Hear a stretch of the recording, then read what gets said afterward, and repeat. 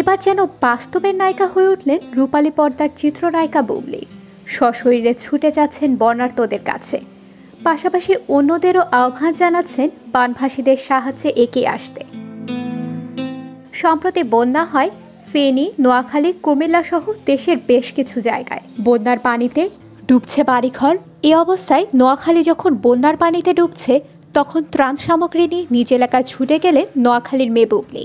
গত বৃহস্পতিবার রাতে ত্রাণ সামগ্রী বিতরণের একটি ভিডিও এবং কয়েকটি স্থিরচিত্র নিজের ফেসবুকে পোস্ট করে বিষয়টি নিজেই জানান বুবলী।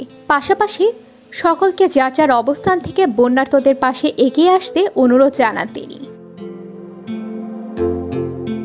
ভিডিও পোস্ট করে ক্যাপশনে বুবলী লিখেছেন, বন্যার্ত মানুষদের কাছ থেকে দেখে কষ্টগুলো আরও দ্বিগুণ অনুভব হলো।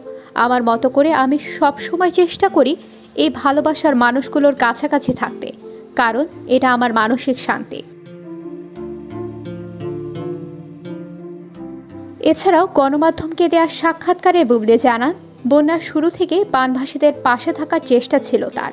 তবে যোগাযোগ ব্যবস্থা নাজুক থাকায় শুরুতে ঢাকা থেকে সহযোগিতা করেন তিনি। তবে বুবলীর ইচ্ছা ছিল সশরীরে দুর্গতদের পাশে দাঁড়ানোর।